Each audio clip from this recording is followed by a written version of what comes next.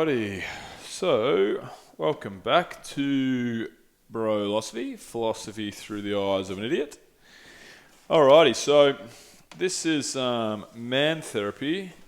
This will actually be 2 man therapy shows in a row, which isn't what I was assuming would happen.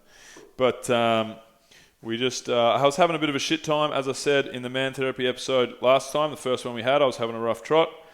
And we'd actually run out of shows in the bank, which I have an inability to be able to stay on top of that.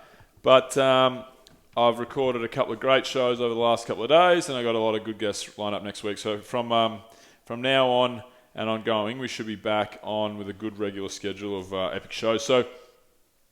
But man therapy. So I believe last week how we started this whole thing was. We started with basically a rate of perceived wellness, so RPW.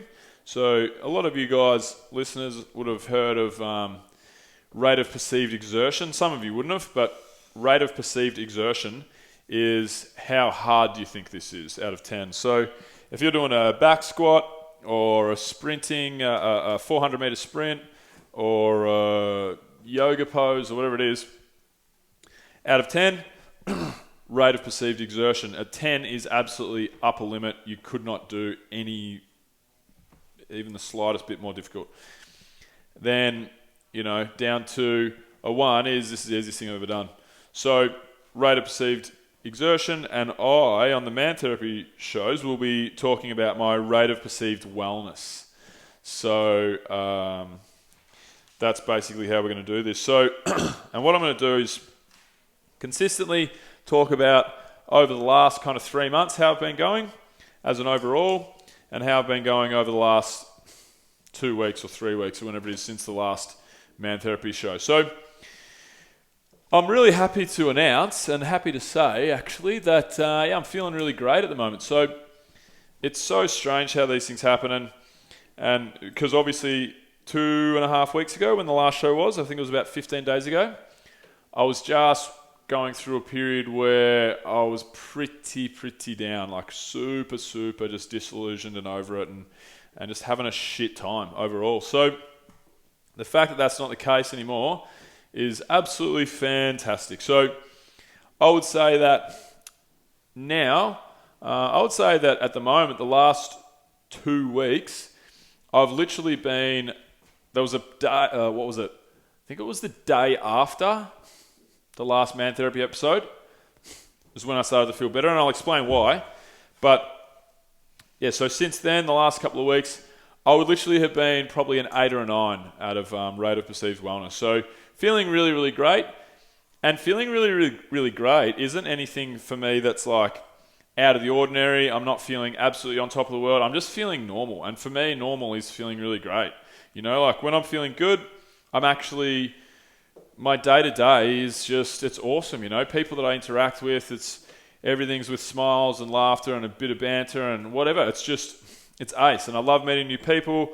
I love doing new things. I love seeing my friends. And the last couple of weeks, I've just been filled with just awesome stuff. So it's so strange considering only 15 days ago what I spoke about on the last show. But it is what it is. So what's going on? Why do I feel great? Well, I'll tell you exactly why.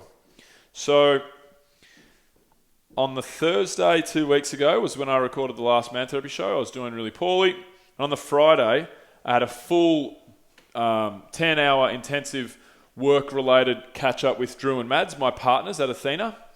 And Drew and Mads are absolutely amazing. Like, I love them. I love them both to death.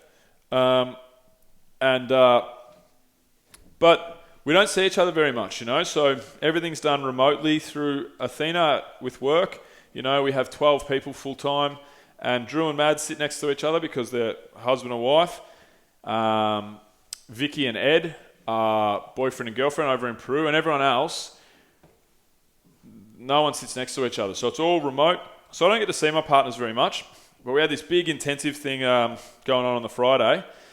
And I was a little bit, really was super excited about it, to be honest. I was absolutely jumping out of my skin to see the guys, but I was also a little bit like fuck, I hope this isn't really difficult for me. You know, I've just been feeling so ordinary, and I knew I looked tired, and I knew I was tired. I was run down, just mentally run down, mentally tired.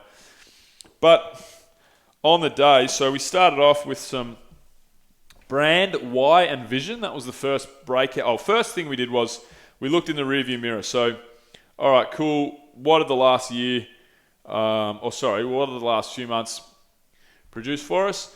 And we kind of presented on our different departments. Then we talked about brand why and vision, which was led by me because I'm the CEO and I am the vision guy, the brand guy, and the why guy. Although Mads and Drew definitely helped me with all of that.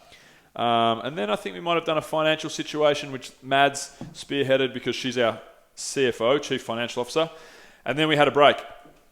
And at the break, Mads said to me, just as we're jumping up and we're about to walk out the door, she said to me, "Mate, you look tired." And I just dropped my head and I said, "Oh, I didn't want to fucking tell you guys this, but I'm not doing so well." And then they're like, "Oh no, what's going on?" And I basically told them what was going on. I was feeling really anxious and really unhappy and, you know, just like really depressive, kind of just bad moods and whatever. And then it was just great. Like, they just gave me so much love and like so much feedback and so many ideas of like what I should be doing and just real helpful stuff though. Like, none of it, not the slightest bit of it was, you know, contradicting or know-it-all or not anything. I don't even know why I said that. Like, none of it was from any sort of bad play. It was just the most amazing stuff. And Mads is really great, and Drew's like, fuck, they're really fucking smart too, you know. They're really, really smart, and just everything that they were telling me, you know, it was just really great to have them.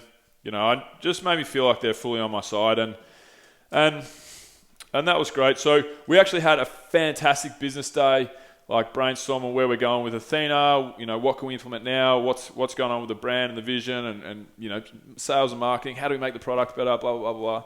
It was epic. And then we went and had beers and food at the Veggie Bar in Fitzroy, because Drew and Mads love Fitzroy. So for you guys that aren't in Australia, don't really know Fitzroy, or aren't in Victoria even, Fitzroy's like hipster central of Melbourne.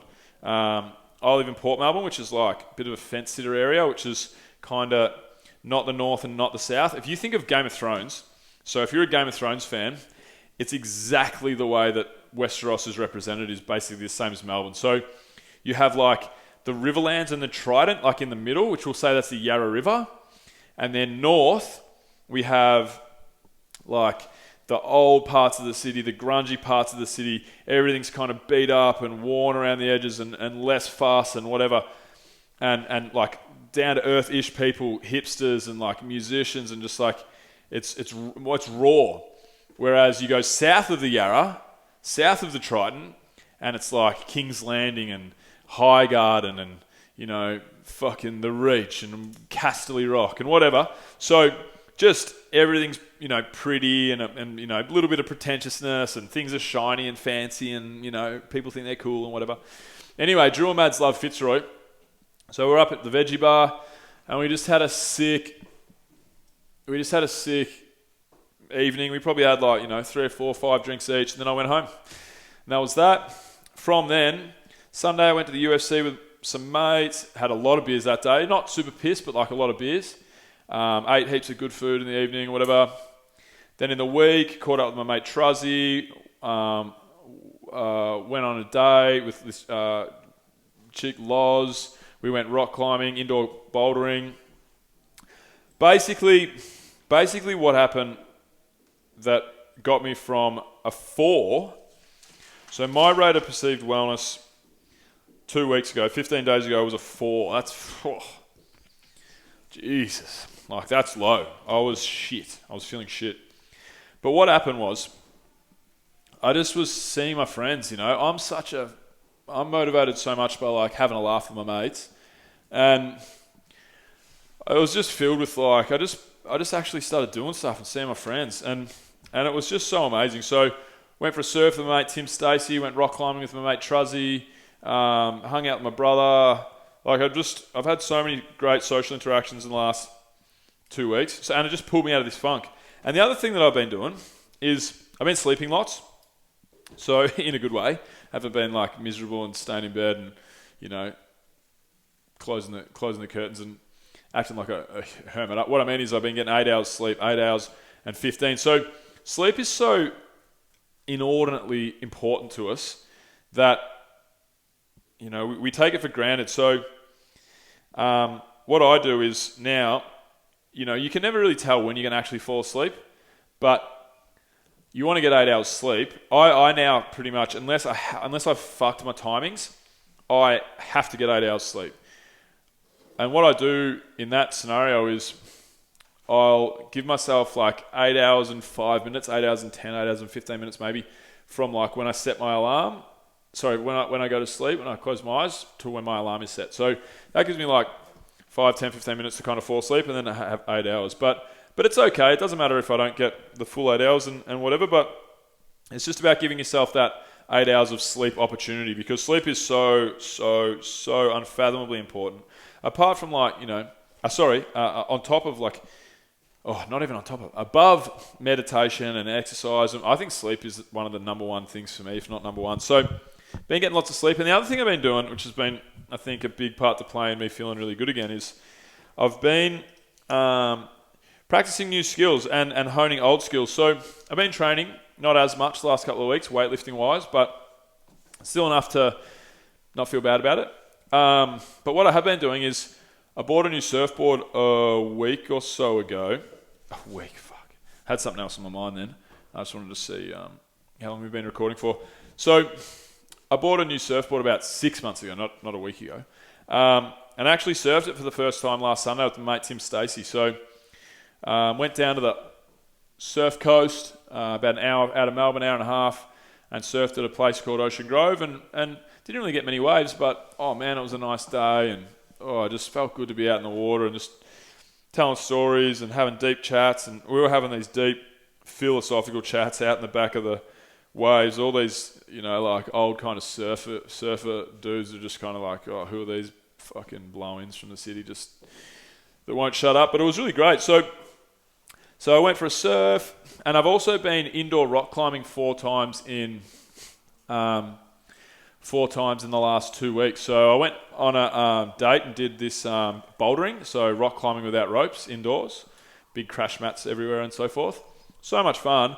And then what they do is they give you, at Urban Climbing Collingwood, they give you if you go into a session there, they give you a 3-day pass.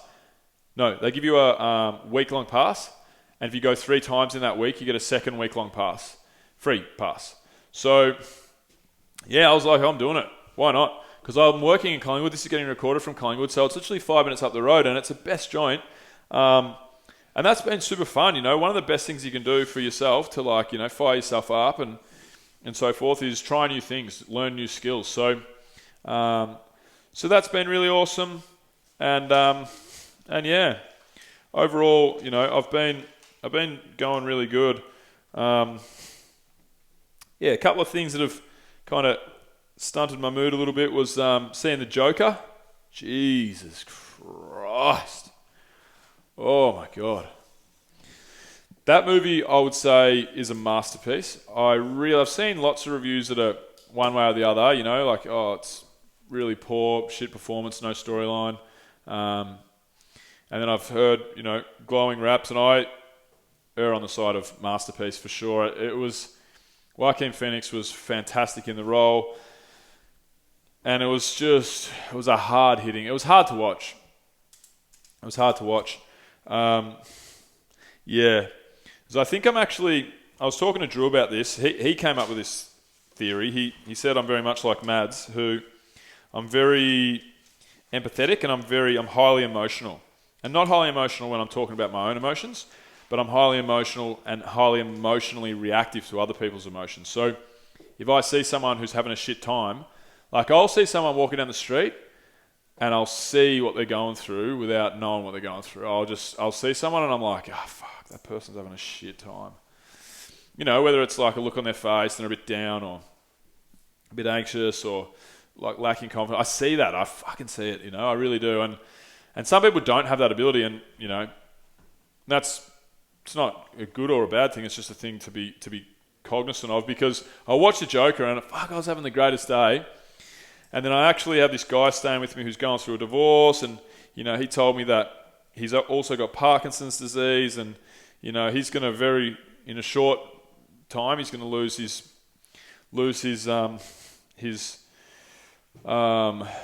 what's the word? He's going to lose the ability to his independence is the word. He's going to lose his independence. And then he told me that story, and he asked if I'd have dinner with him, and because he just needed to, be around someone. And then I went and saw the Joker after he kind of kicked off to bed, and then, man, that shit fucked me up.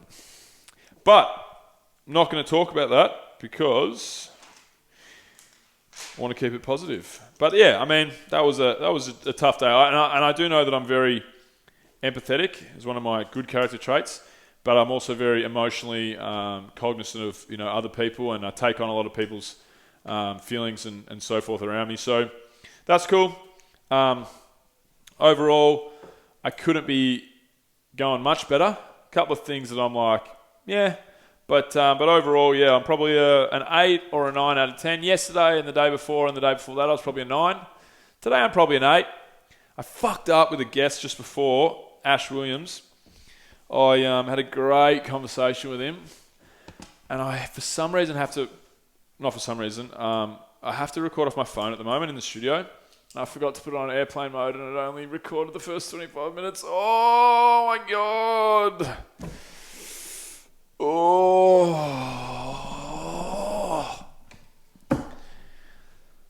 So I was a 9, I would say, before that happened, and now I'm probably an 8. I'm fucking pissed off at myself. But anyway, yeah, so I'm going really good. I'd say over the course of the last 3 months now, let's round it up and say I've probably been at about a 7, which is pretty good. Really, I had a really ordinary period there, with the anxiety and so forth, and I think I've kind of broken through that now, and I just feel normal, and I feel like hopefully social things that come up I won't be checking out on, and yeah, just getting lots of sleep, lots of training, done a couple of workouts in the last couple of weeks, obviously done lots of strength training, which is what I do every week, but mainly seeing my friends, doing things, learning new skills, and just that's what it's all about. So thanks to everybody who reached out after the last Man Therapy episode.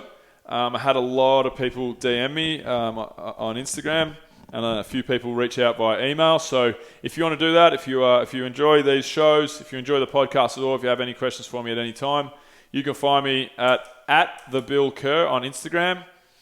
Sounds a bit cocky actually, that name, but it's what I've got. And then doc@athena.co, ATHYNA. So yeah, would love to hear from you guys. Anything you would like me to talk about in the future, any value you might get out of these. If you reckon I'm a wanker, you can tell me that too. But yeah, thanks for listening. That was our check-in for Man Therapy. This has been Brolosophy, philosophy through the eyes of an idiot. That idiot is me, and that's a wrap.